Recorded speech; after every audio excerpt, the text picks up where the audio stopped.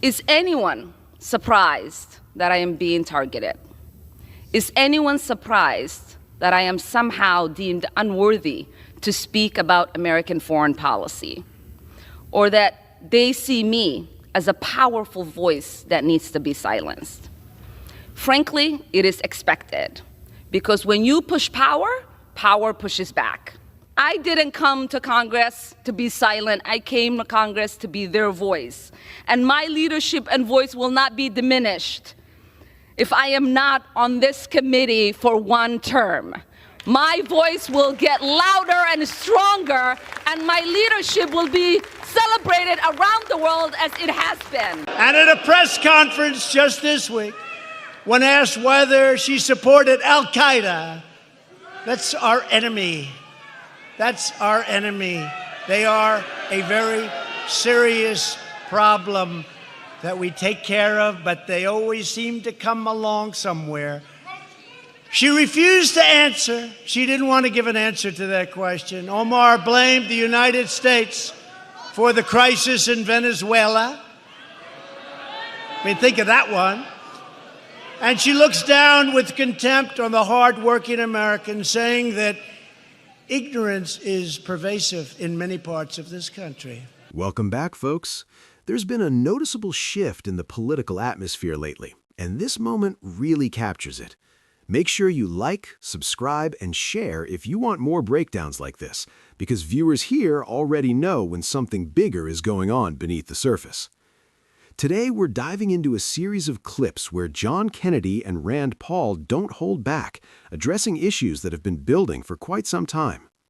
At the center of it is Ilhan Omar and the fallout surrounding her position on the Foreign Affairs Committee, along with a rally scene that quickly escalated as the crowd reacted in a big way. There's clearly a divide in how people are viewing these situations, and that tension is becoming harder to ignore. We're going to walk through what happened, highlight the key moments, and look at why this situation is getting so much attention right now. Let's get into it. CARE was founded after 9/11 because they recognized that some people did something and that all of us were starting to lose access to our civil liberties. In a town where we have a lot of people who are refugees who have come, some from Somalia, some from Bosnia, I've never heard one of them say that America's a terrible place or be unappreciative of our country. Most of them are thankful. I've met people who have come here from behind the Iron Curtain that got away from communism. They're some of the best Americans we have because they really appreciate how great our country is. And then I hear Representative Omar say, "Oh, America's a terrible place. I'd love there to be justice, and there's no justice here." It's like, well, she came here and we fed her, we clothed her, she got welfare, she got school, she got health care, and then lo and behold, she has the honor of actually winning a seat in Congress, and she says we're a terrible country. I think that's about as ungrateful as you can get.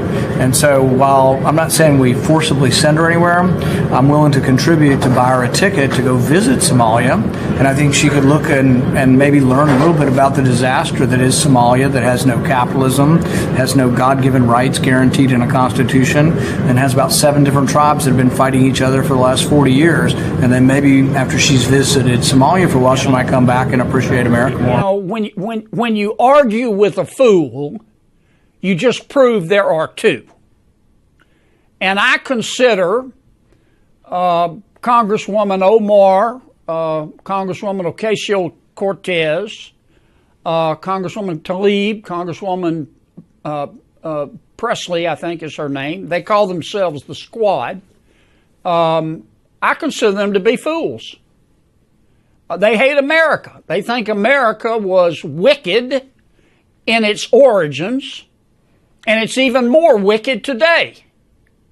They ought to be thanking America instead of calling America evil and wicked and racist. But this is America, and they have the right to their opinion. But I don't like to see the president even dignify their point of view. Besides that, I think that the Squad, as they call themselves, they are destroying the Democratic Party. You know, when your opponent is screwing up, don't interrupt him. Let him go. I mean, just looking at this from a political standpoint, if I didn't know better, I would think the members of the squad were GOP plants.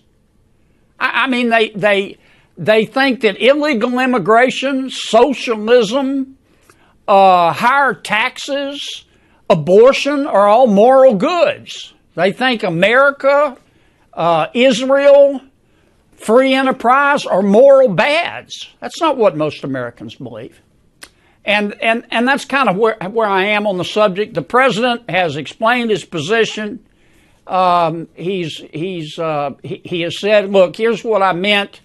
If you're not happy living in America, leave. Omar laughed that Americans speak of Al-Qaeda in a menacing tone and remarked that you don't say America with this intensity. Omar details 6 statements she made as a sitting member of Congress that under the totality of the circumstances disqualify her from serving on the Committee on Foreign Affairs. The representative can say whatever the heck she wants, but we don't have to accept it or embrace it.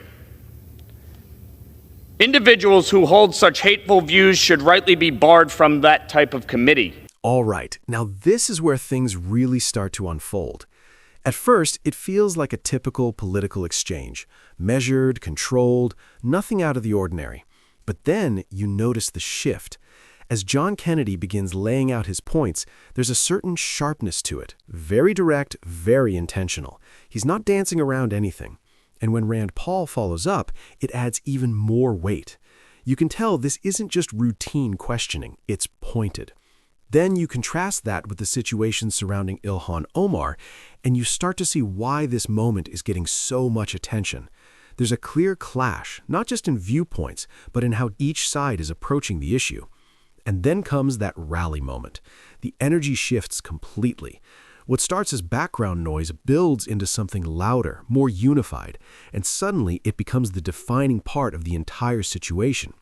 That's the turning point, because from there, it's no longer just about policy or committee decisions. It's about perception, reaction, and how people are choosing to respond in real time. Moments like this don't just pass by quietly. They stick because they capture something bigger happening beneath the surface.